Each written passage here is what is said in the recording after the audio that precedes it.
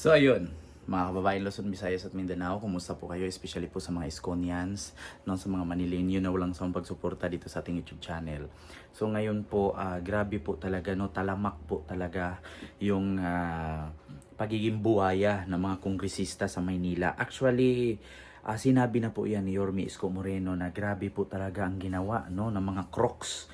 Hindi naman po niya pinangalanan, ngunit meron po siyang mga call sign, no? Meron po siya mga palatandaan kung paano naging crocs kasi District 1, District 2, District 6, mga ganyan-ganyan mga pinapangalanan niya. So ngayon tayo hindi naman po tayo tawag dito naninira, hindi naman po tayo nanghuhusga, nagbe-base lang po tayo ayon sa mga sinasabi po ng mga politician. At hindi naman po tayo nag-imbento ng kwento kasi naririnig din po natin mula sa bunganga ng mga kapwa nila politician. So ito po, actually sabi po ni Yorme na marami po talagang crocs sa Maynila, or ibig sabihin niyo yung mga kongresista na mga crocs, mga kongresista sa Manila, mga buhaya pala talaga. O mga crocs yan sila, sabi ni Yorme. So ito po, meron po akong video na ipapanood sa inyo na kung saan nagpapatunay po talaga na binigkas po ni Yorme. Hindi man pangalan pero meron pong mga word. So ito po, pakinggan nyo po at reaksyonan po natin after ma-play ang video para maintindihan nyo po. Ito. Kusyal nanalo. Kusyal nanalo. Natapos ang term, naging Department 10. Yung kapatid, pinatakbo namin Kusyal nanalo. Isang term na lang, pinabalik namin siya. Nanalo Kusyal. Yung kapatid, ginawa ko Department 10. Tapos sumunod na term, pinatakbo namin Congressman. Yung Congressman na siya. Siya yung nagsabing, we were betrayed. Wow. What a term. Heavy. Ito, meeting kami. Sila nag-request ng meeting. Dalawa ng isa pang crocs sa District 2. Kasi mukha kang buhaya yun eh. Ito si Chihuahua. Ito si Crocs. Ayan ako. Ayan si Letlet. DGC meeting. Para lang magka-idea kayo how painful it is. So that you will know. And I told this to ate. And I hope hindi niya ito maranasan sa buhay niya. Tumayo ito. Nagwawala. Sabi niya, di paling matalo na kami sa iba. Huwag lang sa'yo. Diba?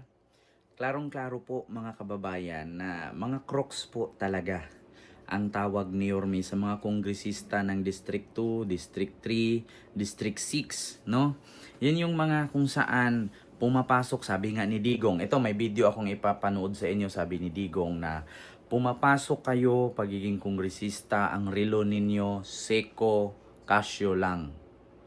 Nung paglabas ninyo, ang relo ninyo, Rolex na.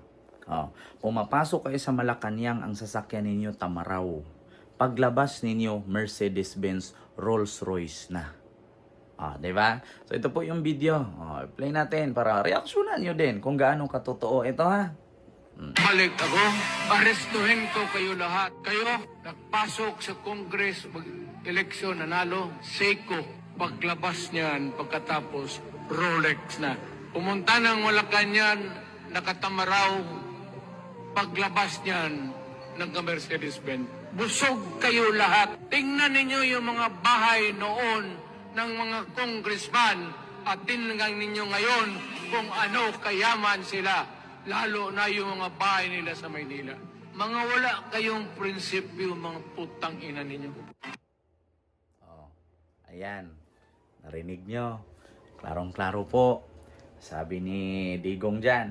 Pareho lang din sa sinabi ni Isko. Sabi ni Digong, tignan ninyo yung mga kongresista. Pumasok sa kongres yan ang mga relo Seiko. Paglabas, Rolex. Pumunta ng Malacanang, ang sasakyan Tamaraw. Paglabas, Mercedes-Benz na. Tignan ninyo yung mga bahay sa Maynila. Mga mansyon na. Baka may nakalimutan kayong kongresista ng distrikto. Dati bahay, apartment lang. Ngayon, 4-story mansion na. Baka nagkamali kayo. Baka may nakalimutan kayong kongresista ng Maynila. Dati, Biblia lang ang hawak. Ngayon, Naka Louis Vuitton bag na halagang 1 million. Naka belt na halagang 37,000.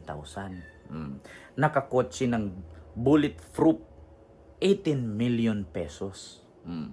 Naka Mercedes-Benz pa at ang tawag, my new baby. Potang ina. Sino ba 'yon? Di ba? Buhaya Abante?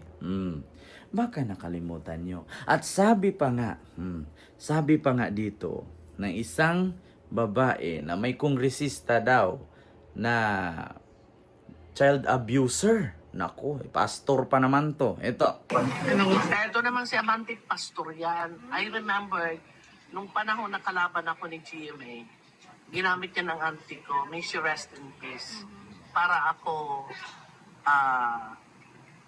atahimikin. Sinagot-sagot ko yan. Pastor ka? O-offeran mo ako ng pera para na ako manahimik? No way. At saka, may nagsabi sa akin sa mga distrito niya, and I have to double check it first. Meron din kaso yan ng child abuse. So, ipapacheck ko muna. Pa next week, maghalongkat ako dahil baka mamaya ipatawag ako at mamaya aarte-arte yan sa akin. At least mayroon akong pambala sa kanya. Opo. Ayan. Okay, maraming salamat po. Opo, thank you.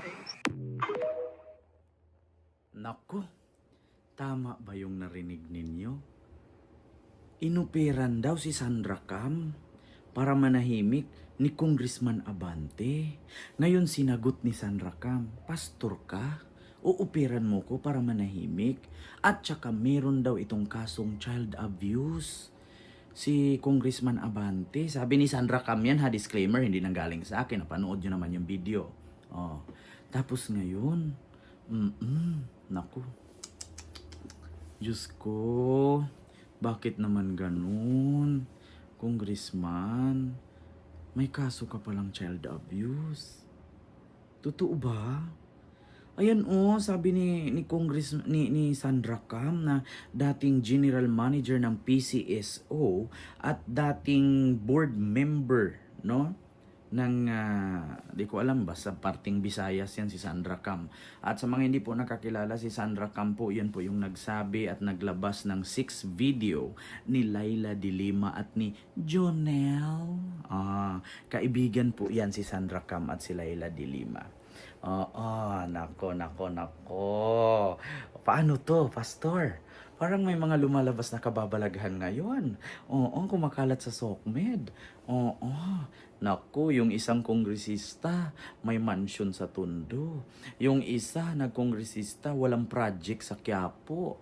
Naku, delikado ito. Basta ito lang sinasabi ko sa inyo, si Digong, si Isko na mismo nagsabi. Nung pumasok yan sa kongresista ang mga relo, Siko. Nung lumabas, Rolex. Nung pumuntang Malacanang ang sasakyan Tamaraw, nung lumabas Mercedes-Benz. Dati ang bahay sa Maynila, kubo, ngayon mansyon na. Mga buhaya nga pala talaga. So yun lang yung aking reaction video mga kababayan. Luzon, Visayas at Mindanao. Kaya mag-ingat po kayo bago bumoto. Tignan nyo po ang mga credentials nila kung ano pang nagawa sa kanilang lugar na kanilang nasasakupan bago nyo ibotong muli. Diba? So yun lang. Maraming salamat and see you next vlog. God first. Thank you. Bye-bye.